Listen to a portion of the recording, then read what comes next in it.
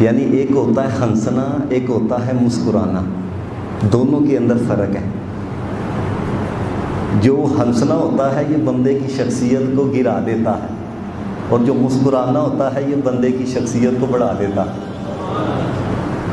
غور کیا کبھی؟ ہاں، اور یہ بھی بات یاد رکھیں، قرآن مجید میں بھی اللہ پاک نے فرمایا فَلْيَضْحَكُوا قَلِيلًا وَلْيَبْكُوا كَثِيرًا، فرمایا گھٹ ہسیا کرو تے بہتا رویا کرو، گھٹ ہسیا کرو تے بہتا رویا کرو۔ کیوں؟ اس لیے کہ جہاں پر زیادہ ہنسنے سے بندے کی شخصیت ڈیمیج ہوتی ہے، وہیں پر رسول اللہ علیہ الصلوۃ والسلام نے ارشاد فرمایا کہ تم زیادہ نہ ہنسا کرو، اس لیے کہ زیادہ ہنسنا جو ہے یہ حضرت انسان کے دل کو مردہ کر دیتا۔ بہت سارے احباب ایسے ہیں، بڑی عادت ہوتی ہے، بات ہنسنے والی بھی نہیں ہوگی لیکن وہ کسی کی دل آزاری کے طور پر ہنس رہے ہوتے، یہ بہت سارے احباب کو عادت ہوتی ہے۔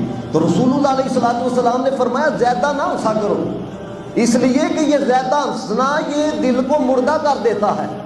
اور صوفیاء نے لکھا کہ دل کے مردہ ہونے کی ایک علامت یہ ہے کہ بندہ جب برائی کی طرف جائے، نافرمانی کی طرف جائے تو اس کا دل ملامت نہ کرے۔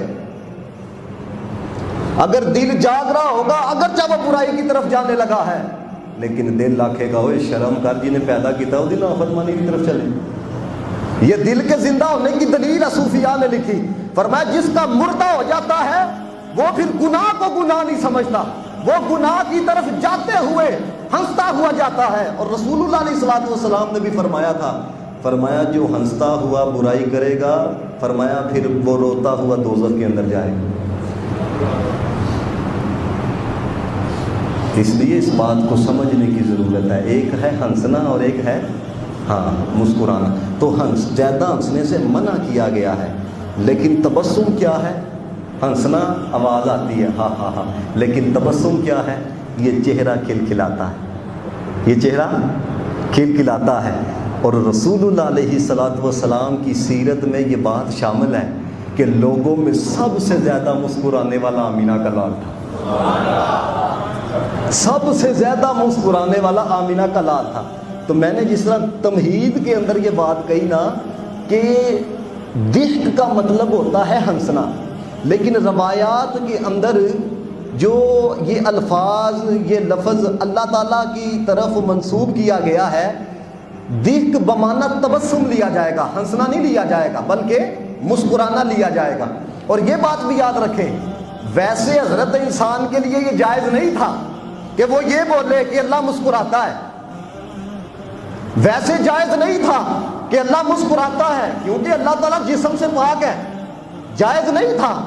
لیکن جائز کیسے ہوا؟ جب کملی والے نے کہہ دیا پھر ہمارے لیے بھی جائز ہو گیا۔ میں انشاءاللہ روایات پیش کروں گا بخاری و مسلم سے بھی، جب کملی والے کی زبان سے نکل گیا تو پھر ہمارے لیے بھی کہنا کیا ہو گیا؟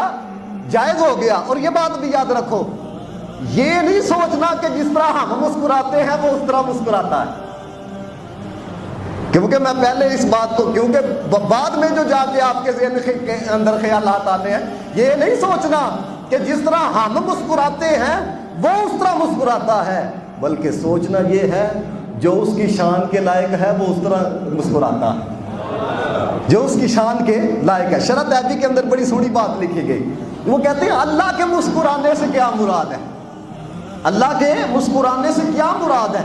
اس طرح مسکرانا جس طرح ہم مسکراتے ہیں؟ نہ، فرمایا اللہ کے مسکرانے سے اس طرح کا مسکرانا مراد نہیں جس طرح ہم مسکراتے ہیں، بلکہ جہاں جہاں پر جس روایت میں یہ آیا ہے نا کہ فلاں کو دیکھ کے رب مسکرایا، فلاں کو دیکھ کے رب مسکراتا ہے، جہاں جہاں پر بھی آیا، کہتے ہیں ضحک کا لفظ، مسکرانے کا لفظ جب بھی رب العالمین کی طرف وہ منسوب کیا گیا، اس کا مطلب کیا ہے؟ سنو گے کلیجے میں ٹھنڈ پڑے گی۔ اب دیکھو نا، ہم کسی کی طرف دیکھ کے مسکراتے ہیں، مطلب کیا ہوتا ہے؟ مطلب یہ ہوتا ہے کہ اگلے کو بتایا جائے کہ ہم خوشحال ہیں، اگلے کو بتایا جائے کہ طبیعت ٹھنڈی ہے۔ لیکن جب اس لفظ یعنی کہ اللہ مسکراتا ہے، جب یہ کہا جائے گا تو اس سے مراد کیا ہے؟ تو شرح تحبی کے اندر لکھا ہے، کہتے ہیں الضحک من اللہ سبحانہ و تعالی محمول علی غایت الرضا، کہتے ہیں جہاں پر بھی یہ آئے گا کہ فلاں کو دیکھ کر رب مسکرا رہا ہے، مطلب یہ ہوگا کہ فلاں رب نو بڑا پسند ہے، فلاں رب نو بڑا پسند ہے، اللہ تعالیٰ فلاں سے بہت خوش ہو رہا ہے، اور فرمایا مطلب یہ ہوگا کہ اللہ فلاں پر بڑا مہربان ہے۔